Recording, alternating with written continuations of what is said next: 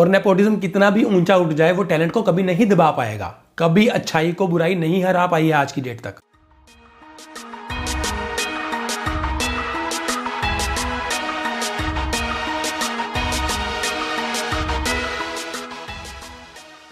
Hello, this is Indrajeet. Welcome you to the last review. दोस्तों, आज मैं जिस टॉपिक पर बात करने वाला हूँ, जिस टॉपिक पर वीडियो बना रहा हूँ, मैं वैसे चाहता नहीं था इस टॉपिक के ऊपर बात करना, क्योंकि मेरा काम भी नहीं है ये। मेरा काम है एंटरटेनमेंट स्टफ को आपके सामने लेकर आना, जो मैं टाइम टू टाइम करता रहता हूँ।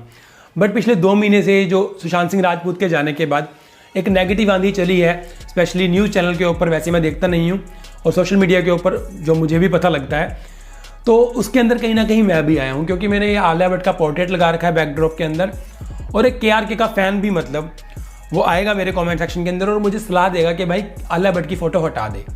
आप मेरी वीडियोस चेक करना, मतलब सैकड़ों कमेंट्स तो मैं डिलीट कर देता हूँ, लेकिन उसके अलावा भी हर वीडियो के नीचे कम से कम 10 कमेंट्स होते हैं कि भाई आलिया भट्ट का फोटो हटा दो, आलिया भट्ट का पोर्ट्रेट हटा दो। तो मैंने कुछ बुलेट पॉइंट्स रेडी किए हैं, लाइक आलिया भट्ट का पोर्ट्रेट पीछे क्यों है, नेपोटिज्म, और ये बॉयकॉट की एक चल रही है हवा आजकल की, हर किसी को बॉयकॉट करना।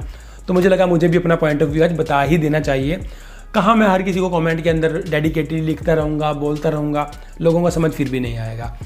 तो जो ये यूट्यूबर्स को और सेलिब्रिटीज़ को आप अपने बाप की जागीर समझते हो, ये बंद कर दीजिए। आप लोग जैसा सोच रहे हैं हम लोग भी वही सोच के वही बोले, ये ज़रूरी नहीं है।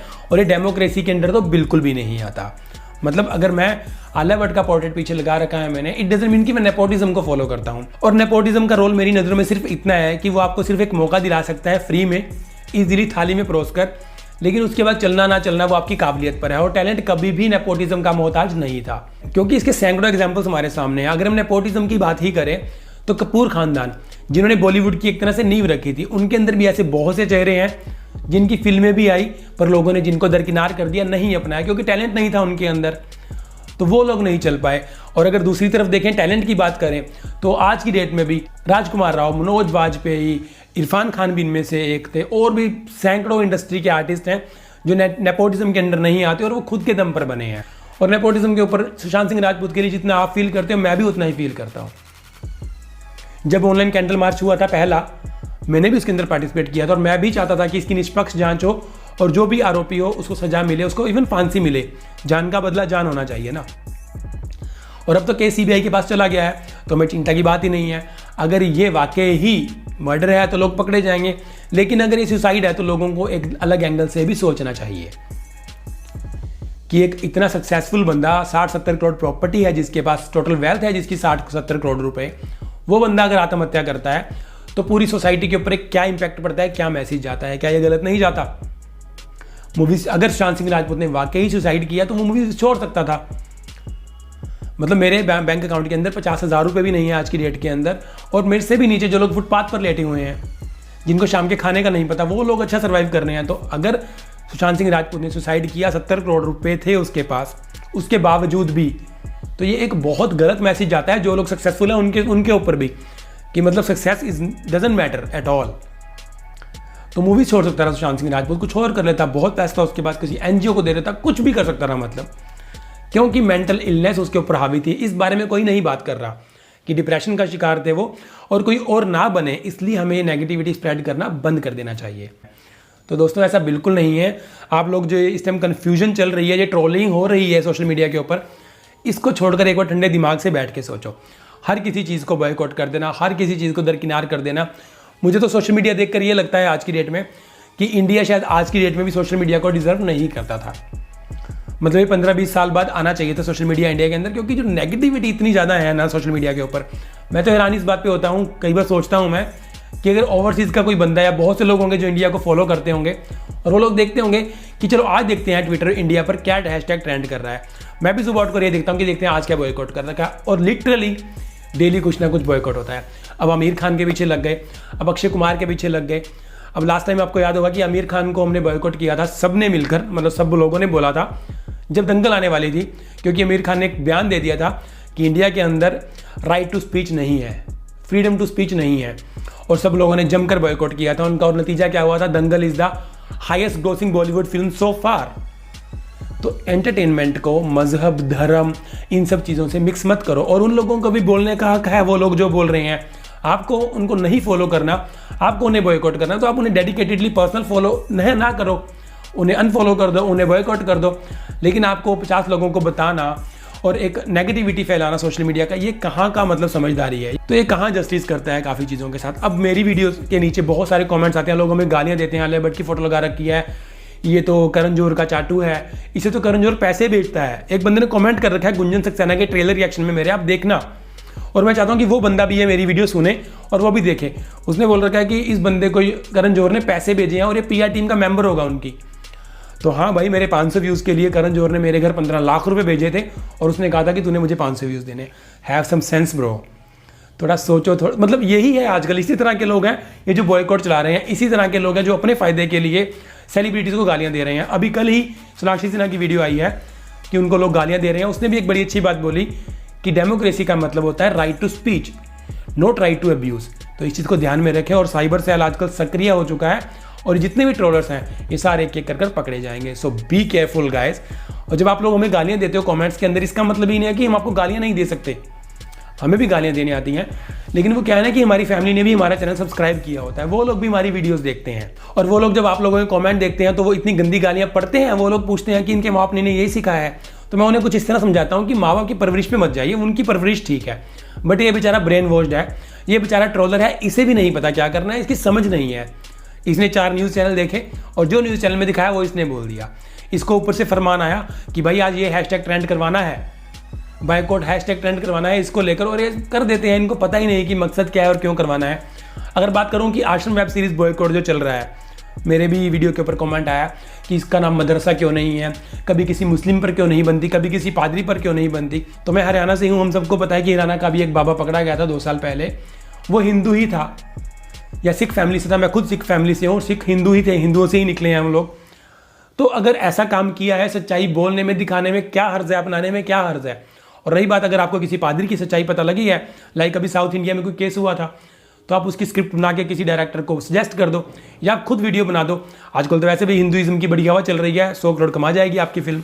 और दूसरी तरफ किसी ने भी आज तक ऐसा कोई कमेंट नहीं किया, ना किसी हिंदू ने, इवन किसी मुस्लिम ने भी नहीं ऐसा कमेंट नहीं किया कि क्यों हर मूवी के अंदर टेररिस्ट मुस्लिम ही क्यों होता है। इस चीज़ के ऊपर किसी को कोई ऑब्जेक्शन नहीं है। तो यार एंटरटेनमेंट को एंटरटेनमेंट रहने दो, चाहे हिंदू है, चाहे मुस्लिम है, चाहे सिख है, चाहे ईसाई है, करैक्टर है वो सिर्फ एक, उसे पर्सनली लेकर कुछ नहीं बनने वाला किसी का। और अगर लेना है तो पूरी तरह से लो। और नेपोटिज्म की बात तो हम कर ही नहीं सकते, क्योंकि अगर हम पुराने अपने शास्त्र ग्रंथ भी उठाकर देखें, महाभारत रामायण जैसे, तो उसके अंदर भी एक क्षत्रिय का बेटा ही क्षत्रिय बनता, तो क्या वो नेपोटिज्म नहीं था? कभी किसी शूद्र जाति के बंदे को क्षत्रिय बनने का अधिकार क्यों नहीं था? महाभारत के अंदर कर्ण जो जन्म से क्षत्रिय था, देवताओं के बीच में रहता था, उस टाइम सारे देवता ही थे, सतयुग था वो, लेकिन किसी देवता के पास वो आंख नहीं थी जो पहचान पाए कि ये शूद्र जाति का नहीं है, ये बंदा क्षत्रिय है। वो सारी उम्र एक जिल्लत की जिंदगी जीता रहा और क्षत्रिय होने का हक नहीं था उसे बंदे को। तो नेपोटिज्म कुछ नहीं है। अगर आपके पापा के पास भी, आपके फादर साहब के पास भी मल्टी मिलियनियर कंपनी है, तो आप भी कहीं बैग उठाकर जॉब मांगने नहीं जाओगे। और अगर आप अपना लक आजमाने जा भी रहे हो और वह आप नहीं कामयाब होते, तो आपके पास एक चीज़ तो है ना कि बाप का बिजनेस है, आके संभाल लेंगे। तो इस नज़रिए से भी देखना, जो लोग कमेंट कर रहे हैं वो भी इस चीज़ को सोचना कि अगर आपके बाप का बिजनेस बहुत बड़ा है तो क्या आप वो बिजनेस नहीं ज्वाइन करोगे? करोगे यार डैड, उसमें कोई गलत भी नहीं है। क्या गलती है? आप अपने पापा के बिजनेस को बढ़ा रहे हो, अपने फादर के बिजनेस को बढ़ा रहे हो, तो वो आप पे प्राउड होंगे, ना कि नेपोटिज्म का ठप्पा होगा इसके ऊपर। तो इन चीज़ों को समझो, जरूरी है, बहुत जरूरी है। टैलेंट और नेपोटिज्म के अंदर फर्क समझना बहुत जरूरी है। टैलेंट कभी भी नेपोटिज्म का मोहताज नहीं था, और नेपोटिज्म कितना भी ऊंचा उठ जाए वो टैलेंट को कभी नहीं दबा पाएगा। कभी अच्छाई को बुराई नहीं हरा पाई है आज की डेट तक, और ऐसा कभी होने वाला भी नहीं है। तो आप अपने काम से काम रखो, नेगेटिविटी स्प्रेड करना बंद करो। और रही बात आलिया भट्ट का पोर्ट्रेट यहाँ पर क्यों है, ये सिर्फ यहाँ पर इसलिए है क्योंकि जब राजी आई थी आलिया भट्ट की फिल्म ने 100-150 करोड़ कमाए थे, हम सब लोगों ने ही कंट्रीब्यूट किया था उसके अंदर। तो उसके अंदर जो परफॉर्मेंस थी जिसके लिए हम सब लोगों ने आलिया भट्ट को सराहा था, ये इसलिए यहाँ पर है। अगर आपने इम्तियाज अली की हाईवे देखी है, उसके अंदर आलिया भट्ट का जो काम था ये इसलिए यहाँ पर है। So Alia Bhatt is the finest actress for me till date. आज की डेट तक तो मेरे लिए फाइनेस्ट एक्ट्रेस है। अगर किसी फिल्म के अंदर इसका काम नहीं अच्छा होगा तो मैं इसको बिल्कुल बोलूँगा कि इसका काम अच्छा नहीं था। तो मैं सिर्फ एंटरटेनमेंट को, मैं सिर्फ सिनेमा को रिव्यू करता हूँ। मेरा कोई कंसर्न नहीं है आलिया भट्ट से, मेरा कोई कनेक्शन नहीं है करण जौहर से। मुझे फर्क नहीं पड़ता अगर राजकुमार राव गलत काम करेगा मेरे अकॉर्डिंग, तो मैं अपनी ओपिनियन में उसको गलत बताकर रिव्यू करूंगा। अगर मेरे अकॉर्डिंग आलिया भट्ट या कोई भी बंदा रणबीर कपूर या कोई भी नेपोटिज्म का प्रोडक्ट, सोनम कपूर भी अगर नीरजा के अंदर अच्छा काम किया था तो उसे नेशनल अवार्ड मिला है, खत्म बात। तो टैलेंट को देखो, अच्छे काम को देखो, नेपोटिज्म की तरफ जाकर कुछ नहीं बनता। अब सबको आलिया भट्ट की फोटो दिखती है मेरे बैकग्राउंड में, लेकिन यहाँ पर रणबीर कपूर का पोर्ट्रेट भी है रॉकस्टार फिल्म का, तो ये भी नेपोटिज्म का ही प्रोडक्ट है। लेकिन कोई बंदा मुझे बता दे कि रॉकस्टार के अंदर रणबीर कपूर का काम गलत था या बेकार था, तमाशा के अंदर। सो ये मेरे फेवरेट्स हैं, मैं इन लोगों को एडमायर करता हूँ, मुझे इन लोगों की एक्टिंग क्लास लगती है, फाड़ लगती है, इसलिए ये यहाँ पर है। और जो मेरे मेंटर हैं जिनको मतलब जिनके कारण मैं वीडियो बना पा रहा हूँ, इम्तियाज़ अली, ही इज़ हियर। वो बंदा बिल्कुल नेपोटिज्म से नहीं है, लेकिन उस बंदे का इंटरव्यू सुना था मैंने भी, क्योंकि उसकी बेटी इदा अली, मैं उसको भी फॉलो करता हूँ, वो बंदी भी डायरेक्शन में हाथ आजमा रही है आजकल, अच्छी डायरेक्टर है। वो इम्तियाज़ अली को उसकी मूवीज़ के लिए सलाहें भी देती है, गाइड भी करती है कई बार। इम्तियाज़ अली खुद बोलता है ऐसा, बट एक इंटरव्यू में इम्तियाज़ अली ने बोला था कि उसका बैड लक पता क्या है, कि वो मेरी बेटी है। अगर कल को वो सक्सेसफुल डायरेक्टर बन जाती है तो लोग बोलेंगे ऑब्वियसली बनना था, इम्तियाज़ अली की बेटी है, नेपोटिज्म का प्रोडक्ट है, तो जैक लग गए होंगे और बन गई होगी। तो गाइस, नेपोटिज्म के कारण बहुत सा टैलेंट दब भी सकता है। ये जरूरी नहीं है कि महेश भट्ट की बेटी है तो इसलिए इतनी ऊपर पहुंच गई Alia Bhatt. She is deserving for me, simple. तो कहने का सिर्फ इतना मतलब है, अपनी आंखें खोलो, हर चीज़ को बॉयकॉट करके, हर चीज़ को दरकिनार करके, अक्षय कुमार, आमिर खान, इन सब के पीछे पड़े हुए पागलों की तरह। सेलिब्रिटीज़, उनकी पर्सनल लाइफ भी है, वो लोग भी हर्ट होते हैं जब कुछ नेगेटिव हम बोलते हैं उन लोगों को। कुछ भी वो गलत करेंगे तो हमारा कानून है ना यहाँ पर, वो लोग कर लेंगे, वो लोग देख लेंगे अपने आप क्या करना है क्या नहीं। हम लोगों को थोड़ा ध्यान देना चाहिए, थोड़ी आंखें खोल कर बात करनी चाहिए। कोई भी सेलिब्रिटी हमारा नौकर नहीं है, वो लोग हमसे कनेक्टेड जरूर हैं। अगर आप 150 रुपये लेकर उनकी फिल्म देखते हो तो आप उनको गाली देने का हक नहीं खरीद लेते। तो दोस्तों, यही था मेरा कहने का मतलब। आलिया भट्ट का पोर्ट्रेट यहाँ है और यहीं रहेगा। कल को कोई और स्टार बड़ा आता है या कोई अच्छा एक्टर आता है बड़ा, मैं उसकी डेफिनेटली यहाँ पर फोटो लगाऊंगा अगर मुझे पसंद आता है तो। बट आलिया भट्ट अगर खुद भी मुझे गाली दे दे, वो एरोगेंट है, लोग कहते हैं उसे अकल नहीं है, IQ लो है, उसका कुछ भी है, मुझे उससे क्या लेना। अगर वो मुझे भी पर्सनली आके गाली दे देती है मेरे मुंह के ऊपर, तो अब भी ये पोर्ट्रेट नहीं हटेगा, क्योंकि पर्सनलिज्म और प्रोफेशनलिज्म में डिफरेंस है। वो मुझे इतना पता है कि यार एक्ट्रेस बंदी अच्छी है, मैं उसको एडमायर करता हूँ। पर्सनल वो कैसी भी हो, वो कौन सा हमारे घर से लड़ने आ रही है, हमसे मांगने आ रही है। अगर आपको उसकी एक्टिंग नहीं पसंद तो छोड़ दीजिए देखना। लेकिन ये 50 लोगों को बताने की ज़रूरत क्या है, और अपने जैसे 100 लोगों को इकट्ठा करके एक मुहिम इकट्ठी चलाने की ज़रूरत क्या है। तो दोस्तों, कहने का सिर्फ इतना मतलब है कि इंडिया को हम जो रिप्रेजेंट कर रहे हैं पूरे वर्ल्ड के अंदर सोशल मीडिया के ऊपर, स्पेशली इंडस्ट्री को लेकर, बॉलीवुड इंडस्ट्री को लेकर, ये हम सोच नहीं सकते इसका कितना इम्पैक्ट पड़ने वाला है बुरा। अगर पूरी इंडस्ट्री एक साथ हो जाए और सब बंद कर दे मूवीज़ बनाना। अगर आपको याद हो 2009 के अंदर एक हड़ताल चली थी, स्ट्राइक हुई थी एक इंडस्ट्री की, कुछ एग्जीबिटर्स में, सिनेमा वालों में और प्रोड्यूसर्स के अंदर कुछ झगड़ा चल गया था और स्ट्राइक हो गई थी 2 महीने के लिए। हमारी इकोनॉमी को कितना फ़र्क पड़ा था, आप पढ़ना उस बारे में। 2009 की बात है और मुझे अच्छे से याद है वो टाइम जब स्ट्राइक थी पूरी सिनेमा की। वापिस से सिनेमा वाले पुरानी मूवीज़ लगा के वही चला रहे थे और लोग देखने भी नहीं जा रहे थे। तो अगर पूरी इंडस्ट्री साथ हो गई और सब ने ये बात सोच ली कि हम हड़ताल पे बैठ जाएंगे, स्ट्राइक पे बैठ जाएंगे, तो आप लोगों का तो कुछ नहीं जाएगा, लेकिन पूरी की पूरी कंट्री को जो डाउनफॉल देखना पड़ेगा, जो इकोनॉमी हिल जाएगी, वो आप इमेजिन भी नहीं कर सकते कि क्या हो सकता है। तो दोस्तों, इन सब चीज़ों में कुछ नहीं रखा। आपको जो पसंद है आप वो देखो, नहीं पसंद है आप मत देखो, सिंपल सा कहना है मेरा। तो दोस्तों, इतना ही था फिलहाल मेरे पास, मतलब जो क्वेश्चंस मेरे माइंड में थे, जो चीज़ थी मेरे माइंड में, मैं चाहता था आप लोगों से डिस्कस करूं।